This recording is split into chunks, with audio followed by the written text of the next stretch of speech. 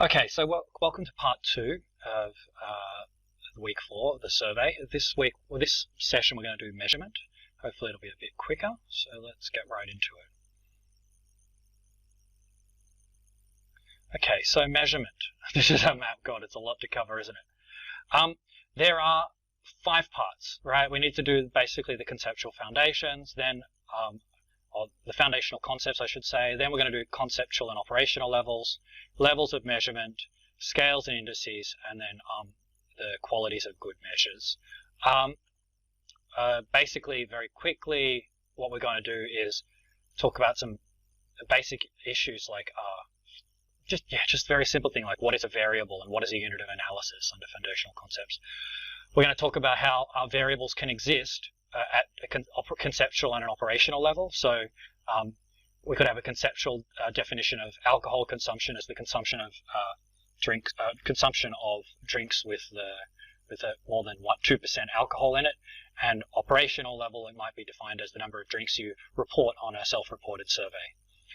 Levels of measurement, this is where we're going to look at differences between nominal and binary and other types and continuous variables. Under scales and indexes, we're going to look at how the different ways that we can combine together multiple measures into one scale or index that captures the one concept. So we might combine 10 questions around introversion and extroversion and combine them to give us one measure that is a scale of introversion, extroversion. And then we're going to talk briefly about what makes a good measure and what makes a bad measure, looking at what makes a measure valid and what makes a measure reliable. Let's get straight into it. So, foundational concepts. These are the 7 foundational concepts I want to cover. We're talking about units of analysis. So basically, what are we running analysis of? Variables. So what are the characteristics of those units of analysis? The values of those variables, so what number do we put next to each person for each characteristic, or what values can a characteristic take, like age can take the number between 0 and say 120. Data sets, we're briefly going to look at what a data set in social science looks like. And then we're going to deal with independent variables and dependent variables, which is kind of like the cause and the effect. And then control variables, which are variables which might change the relationship between the cause and the effect, so you've got to control for it so it doesn't screw up your results. Okay, let's get into these. So, unit of analysis. So when we measure things, we talked about the statistical units, or what they call the sampling frame and the sampling units. Those sampling units are basically each of the people, say, on the Australian electoral roll. Well, when we take a sample and we conduct statistical analysis or such, we call each of those units a unit of analysis. It could be a participant, an organization, a company, or a state, depending on what we're conducting analysis of. Now, each of those units of analysis, each of those cases, has various characteristics. Like you have your age, your gender, your level of education, you have your height, your weight, you have all these sorts of things, your extroversion and introversion scores. These are all variables, basically. They're characteristics that sit on each case. And each of those variables has different values it can take. Now, it'll have the value it has for each person. So someone might be 54 in age, have 5 units per day of alcohol, and have a party preference for the Greens. But each of those variables can take other values, which are pretty obvious. So we end up combining that in a social science data set in a very standard form, which is basically a table. And these tables are almost always the same format. The rows, each row here is a case, and each column is a variable. So the first variable is almost always the ID, the identifier of the case, and then you might have others, age, gender, years of education. Great, it's pretty straightforward. The next 3 key concepts are that we mainly talk about 2 types of variables. We talk about the independent variable, which is basically the predictor or the potential cause or just the cause, and the dependent variable, which is the outcome or the explained variable or basically the effect, right? So we can take an example like a hypothesis that alcoholic drinks will be positively correlated with headaches the next day. Basically, alcohol causes hangovers, and we have as an independent variable alcoholic drinks, and as a dependent variable headaches. That's pretty straightforward. The key thing is that almost all social science, especially in a quantitative sense, boils down to statements about independent and dependent variables, or perhaps some complications on that. The third variable we want to talk about, which is one complication, is control variables, which are basically confounding variables. So these are variables that somehow could change the relationship between the independent and dependent variable. Now, one example of that could be body weight. So it turns out if you're heavier in weight, the more drinks you have has less impact on the hangover you get. Why? Because your body can kind of absorb it. So it spreads the alcohol out. Your liver is often bigger. You get less of a headache. So someone with a low body weight might have 10 drinks, but because they've got a low body weight, have a very big headache. Whereas someone who's very heavy might have 10 drinks and have no problem. So in that case, the body weight is the control variable. Okay, next, the conceptual and operational levels. Each variable exists at two levels. One is the level of ideas, which we call the conceptual level, and the other is the level of measurement, which we call the operational level. How do we do conceptualization? We basically write out a definition. So, we'll start off with a vague idea. Oh yeah, alcohol consumption. But then we have to conceptualize that. And generally what we do is we write out a definition and then we identify the numbers within it. In here I've got an example of making up a conceptual definition for education. So we might say, oh yeah, I want to measure the level of education people have. Okay, but what do you actually mean by education, right? Some people turn around about life is education, so the number of years of life is education. Okay, no, that's not what I mean. I mean something else. What you mean, and I've just sort of derived this myself from looking at various definitions, it's the achievement of socially recognized educational goals or benchmarks. And note that we can break it down. I say you break it down into the essential characteristics, so they've got to have been achieved, they have to be socially recognized, and they have to be educational goals or benchmarks. And you could imagine how you could drop any one of these out and you wouldn't quite have what we mean by education anymore. The other thing we do is we need to define that education at an operational level, right? So we engage in operationalization. So how do we turn that into something we can measure? Well, here's an operational definition of education, which is on a survey you ask how many years of formal education have you completed? Boom, right? Or you might ask them, what's your highest educational achievement? Is it primary school, secondary school, high school, diploma, bachelor degree, master's degree, PhD, right? You can ask those questions and it's another way to quantify it. That's an operational definition. Interestingly, we can also think of our hypotheses in both conceptual and operational terms. So the hypothesis which we're trying to test might be at a conceptual level, might be the greater consumption of alcohol in the evenings predicts worse headaches the next day.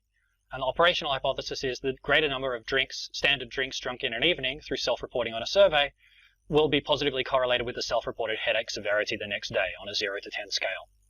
Okay, perfect.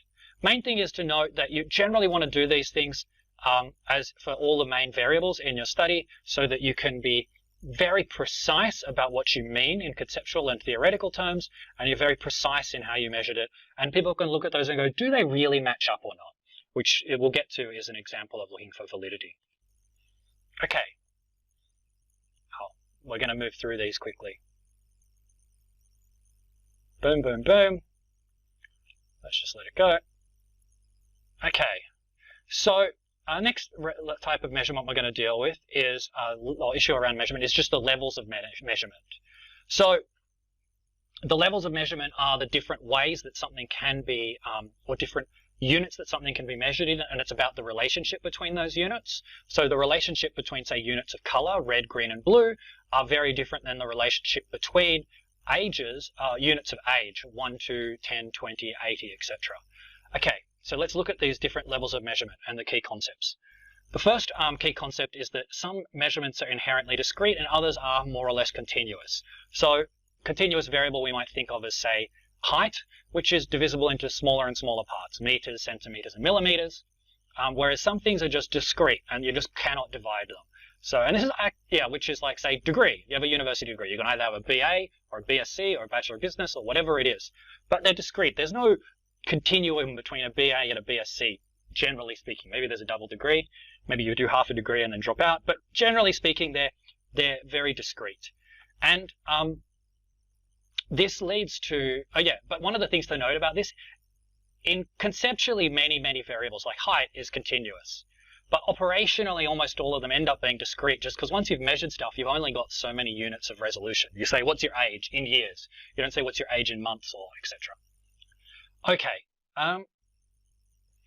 so the next next type of level of measurement, well, we're going to deal with sort of three broad types of measurement, right? And they are categorical, ordinal, and then some sort of interval.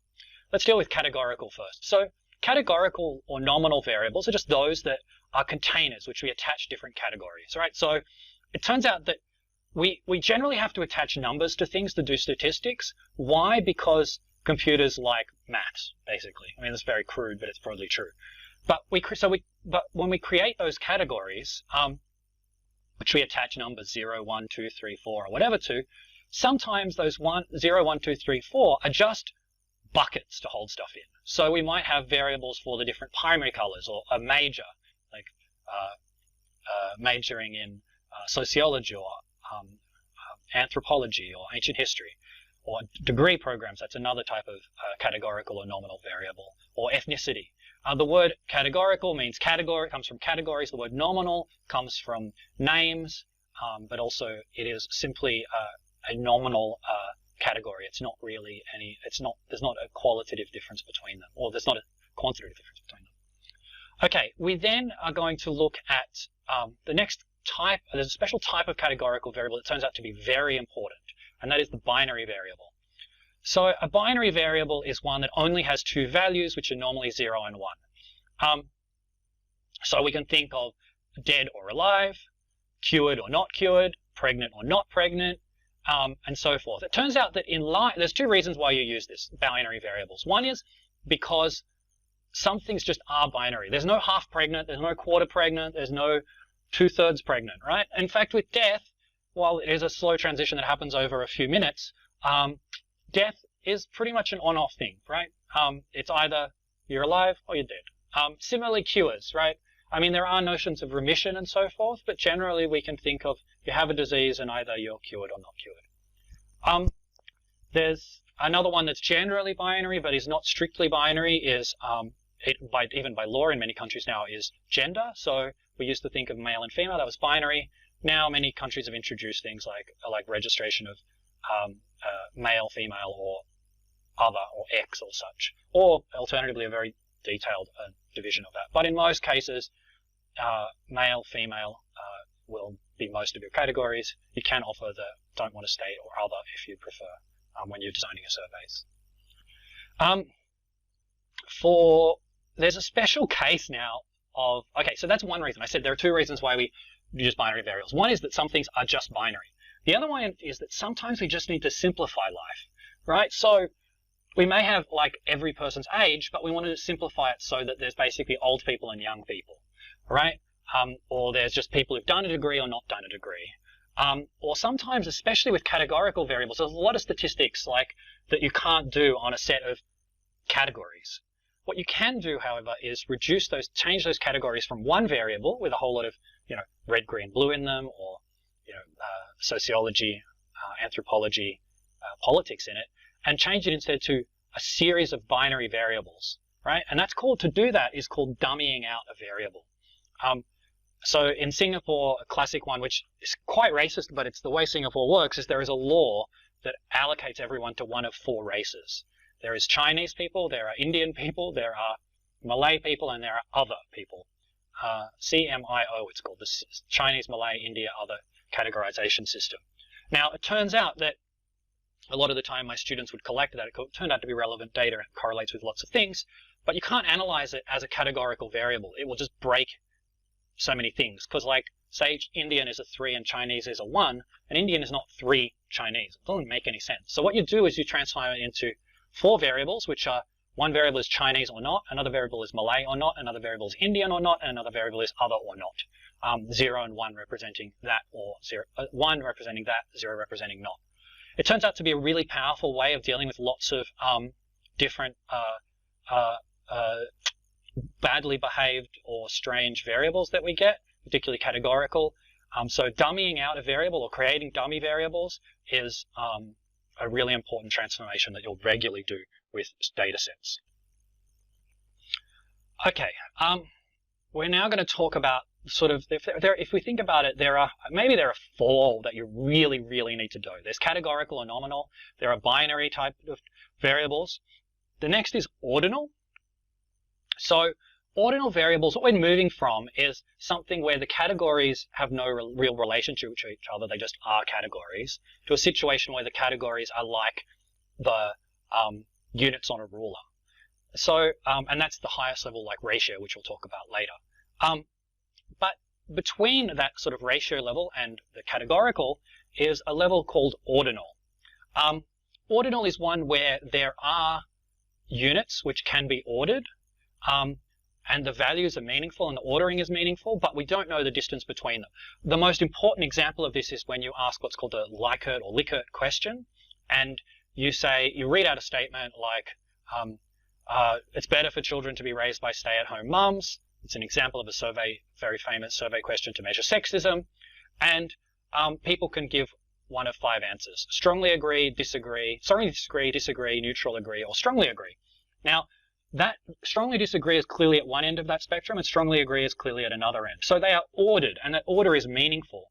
But we really don't know how far someone has to be, what the distance in, say, belief in that variable is that lies between strongly disagree and disagree, or disagree and neutral, etc., etc. So that's an example of an ordinal variable. The last two types, which are much more structured, are what we call interval and ratio. Interval is probably the most important.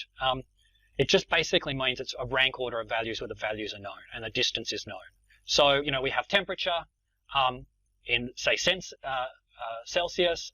We just know that there is a definite distance between 1 degree and 2 degrees, 10 degrees and 11 degrees, and it's the same distance between each. However, with interval, we don't necessarily have a true zero. With centigrade, 0 is just an arbitrary measure. It's the point at which pure water freezes at sea level. Fine, but it's just an arbitrary 0. It's not a real 0. With ratio, there is a true 0. So that's the last type. So for example, age. 0 in age means something. It's when you're born, right? Years of education, 0 is a meaningful number. It's when you haven't had any formal education. And one of the effects of having a true 0 is that that multiples of one another are meaningful. So 40 years of age is twice as much age as 20 years of age. Now, that is not true with temperature. So 40 degrees is not twice as hot as 20 degrees. It might feel twice as hot, but that's just a saying. It's not a real twice as hot. There's no such thing. So with ratio numbers, there is this true 0 when it's meaningful to say those, express things as multiples. Okay. So that's levels of measurement. Part 4, scales and indices. So generally speaking, we don't measure our key variables with just one measure, like with just one question in a survey. The reason we do that, which we're going to talk about later, is because it turns out that there are some really simple rules for making good measures. Good measures tend to have multiple questions, and those questions tend to be relatively fine-grained. These things and it's sort of due to the way that in a single measure there is much more role of randomness, whereas when you have multiple measures, the randomness of each of the measures cancels each other out, and the true the true value tends to come much more clear and shining through. So this can be shown sort of mathematically, but also it can be shown if you imagine there's just random variation on each time you measure something, but it can also be shown empirically. So what it turns out is that people have taken different scales and they've shown that having more measures and more fine-grained measures is more accurate. Anyway, when we do multiple measures, we need to find a way to combine them. So that's where I'm going to talk about these notions of scale and indexes, and also talk about how they're not that different in many cases, but sometimes there are different words used. So index. An index just means a measure where we've combined multiple items. In many cases, indexes are also what we call weighted, so that some items are valued more than others, or they're transformed to be made into an index. So the most important index we deal with in life is the Consumer Price Index, which is used to calculate inflation, and it is a combination of the price of the average households, the goods that an average household consumes over a long, at any particular point, and it's calculated by saying, well, for example, most average household spends 20% on their income on housing. How much of their what has been the change in housing prices across all the Australian markets? We'll sample all the Australian markets, look at how it's changed year term to term, and that will be the movement of the housing part of the CPI. So that's an index. But you could, for example, create an index of wealth by taking combination of income, say housing type, do you live in a house or a unit, do you own it or do you rent it, and how many cars do you own and have in your house. You could combine all these and then put them to transfer these and combine them all to create some sort of index of socioeconomic status or wealth, or economic wealth. Okay, another word that's often used instead of index is scale. And I put in brackets multiple item, because scale, the same word, is used in two different ways throughout the text, and there's no distinction drawn. So one way to use the word scale is as like an index. So in psychology, we'll talk about the extroversion and introversion scale. There's the Likert, there's a Likert scale. There is also, we'll talk about the Kessler-6 scale. These are all items. Generally, when we hear scale, it's something from psychology, and it's where they have taken, say, 5 or 10 or 50 questions that are all supposed to measure the same underlying thing. So extroversion, they might ask, when I go to a party, I feel energized. Do you agree with this statement? From strongly agree to strongly disagree. And then another one like, I'm happier when I'm just at home alone. Strongly agree to strongly disagree. And so they're coded to all capture the same underlying concept, sometimes in a reverse, and you simply get them all in the same direction and then add them all together, and you'll get the scale for extroversion or introversion. Okay, scale is also used in another way. Scale is used just to mean a single item, and it's a single item, so a single question, right, in a survey, but it's a single item generally where the answer is some sort of an attitude, not attitude, sorry, where it is some sort of range of options on a spectrum, say from very sad to very happy, or from strongly agree to strongly disagree. So that's a scale. That's a scale as a single item. The last key scale what you need to know about is what's called the Likert scale, or as I've been told by someone who knew him, Likert. But anyway, everyone calls it Likert scale. So there is this thing called the Likert scale, which is actually the way that most of these multiple scales in psychology are constructed. It comes from the name of a guy who wrote a famous paper about 80 years ago that was about the use of scales. And strictly speaking, a Likert scale should be a multi-item scale where the individual items are what we call a true Likert question. That's what I've described here. And it basically combines the answers to those. So what's a true Likert question or Likert item? It's a question where there is a statement. So like, today I feel happy, which describes some sort of attitude. So it's generally used to measure attitudes. And then a set of options where you strongly agree to strongly disagree. That is a Likert question, and Likert scales are made up of multiple Likert questions. Okay. We're going to just go through these very quickly. Come on. And now we've moved on to the last part of this. We're going to look at qualities of good measures. So what makes a good measure? I've already talked about multiple indicators, but basically multiple indicators are a good quality of good measures. Basically, they give us more accurate measures because they reduce the amount of randomness that's determining. And I've given an example in the concept sheet, so which I'll just show you of a example of a multiple measure. So this is one that's used in my studies, and I think is quite important if you can be familiar with it. It's called the K6 or Kessler-6 scale. This is the scale. I've totally talked about it before. It turns out that you combine people's answers to these 6 questions, and you can add them together to get a pretty good indicator of emotional distress. So the question is, during the past 30 days, how often did you feel nervous? All of the time, most of the time, some of the time, a little of the time, or none of the time. And hopeless, restless, so depressed nothing could cheer you up, that everything was an effort, and worthless. God, they're happy thoughts, aren't they? And you add them together. It turns out that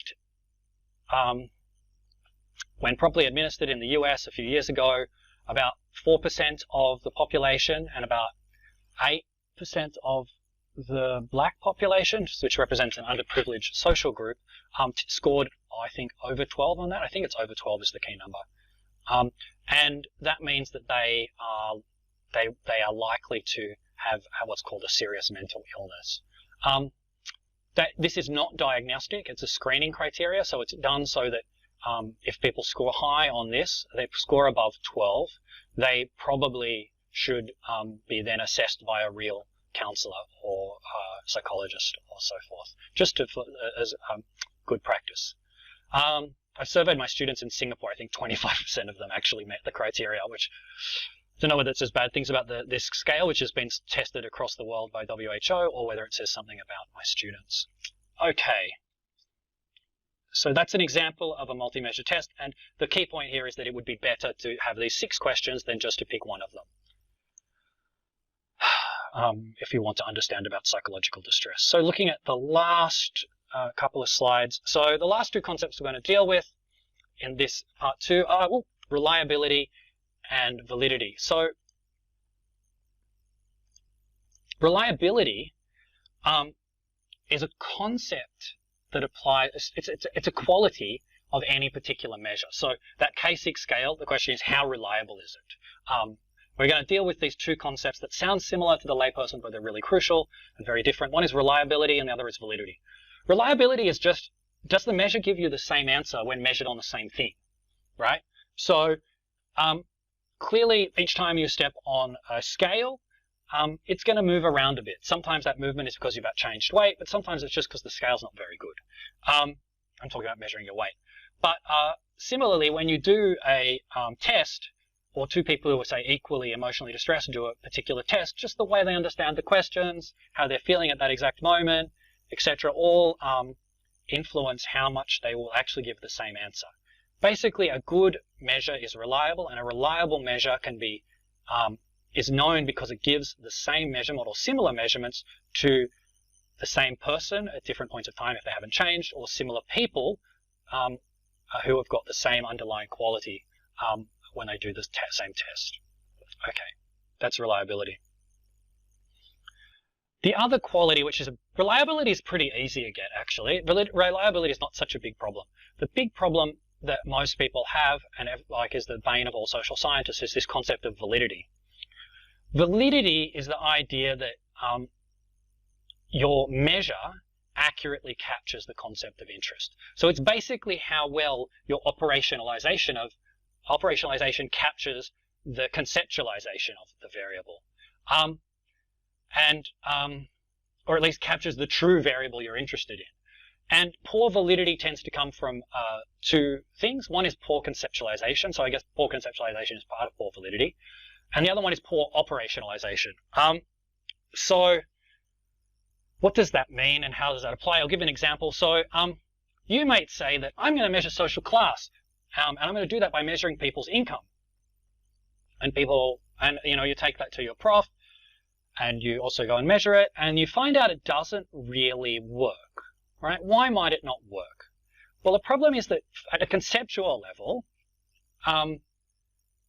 class is comprised of many different things. It's not just income. It's also assets. It's also level of education.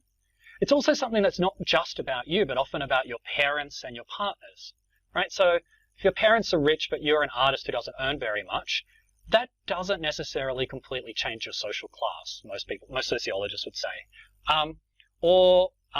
If you're someone who came from a working class background with working class parents and you've ended up becoming, say, a homemaker, say a housewife or a house husband, but your parent is a rich CEO, your partner is a rich CEO, your husband or wife or girlfriend or boyfriend,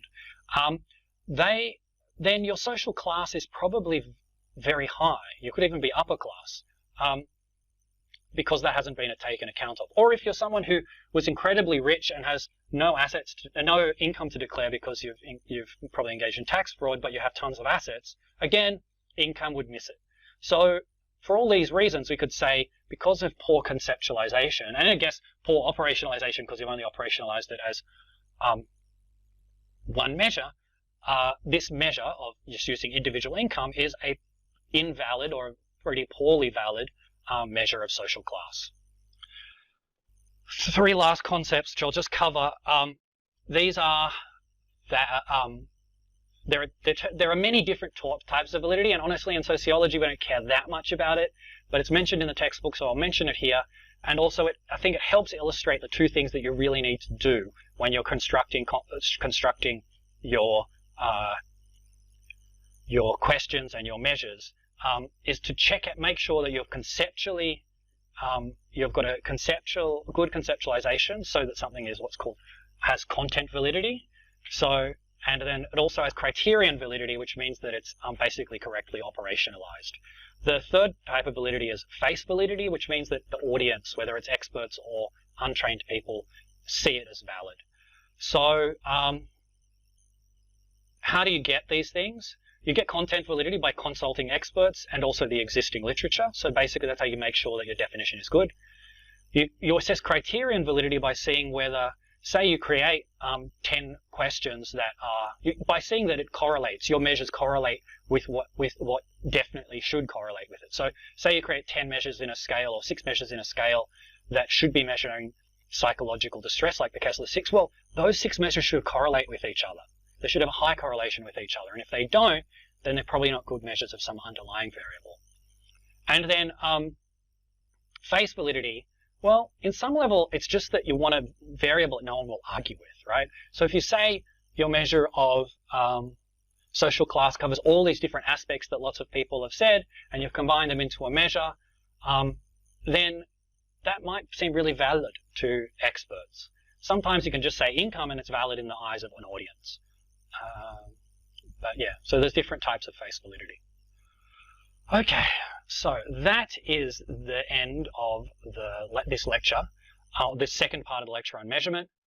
Do a very quick review. So when we're talking about our foundational concepts, we need to know what a case is and what a variable is and how variables can have values, and how those then combine to make a data set, which is basically looks like a Excel spreadsheet. And then we talk about 3 key types of variables: the independent variable, which is basically the cause, the dependent variable, which is the outcome, and the control variable, which is other things that could affect the outcome, which you need to measure, otherwise things will go wrong. So in our case of drinking alcohol giving headaches, and maybe we need to control for body weight. We also talk about how every variable exists at 2 levels. The variables exist at the level of ideas or concepts and the level of measurement or operationalization. We talk about how to get a conceptual definition, we almost like a dictionary definition, and we can break it into its key characteristics or essential characteristics. An operational definition is basically the question in your survey. And we can then express those things, the conceptual as a hypothesis and operational as a hypothesis. Moving on, we have different ways we can measure things. So this is basically when you're creating a quantitative survey, everything needs to be measured in one of these ways of measuring. So discrete or continuous is kind of like a general concept that any particular way of measuring could be divisible, which is continuous, or essentially indivisible, which is discrete. But then we have these various types of measurement: categorical, which basically means categories, but that cannot be ordered or ranked; a binary, which is basically a categorical variable like dead or alive, pregnant or not pregnant, or woman or man in a very gender binary world. And we also talk about how we can create binary variables with dummy variables, just so we can simplify more complex variables, such as a categorical variable that contains, say, everyone in a different major, or everyone of a different like multiple ethnicities or races. We then talk about ordinal variables, which are a set of categories like categorical, but they can be ordered, like strongly disagree to strongly agree. And then we have interval, which is a ranked order, and the distance between them is known, but there's no true zero, so something like temperature. and then ratio where there is a really true zero. And that means that we can talk about doubling of something or something being twice of something else. So age or years of education are good examples of the ratio variables. Okay, second last major heading, scales and indices. Indexes are measures that combine is a measure combining multiple items, generally weighted. The scale is sort of like an index, but generally used by psychologists. When we think about scale as multi-item, scales can also mean single item, like a single question, but they tend to have a sort of a sliding scale of options which people pick from. And the most very common form of scale that we use in social sciences is the Likert scale, which is made up of multiple Likert questions, which are, strictly speaking, statements about an attitude with the set of options strongly agree to strongly disagree. Okay, we then just talk about the qualities of good measures and say that they basically, a good measure is has multiple measures because they are more accurate, because they reduce the effect of randomness.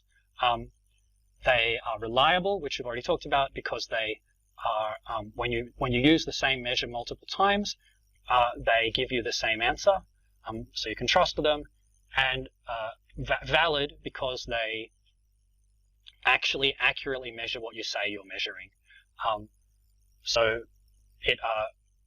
They accurately measure what you say you're actually measuring, and we basically make sure that something is accurate through making sure it has content validity, so meaning it's a correct conceptualization through consulting experts in the existing literature.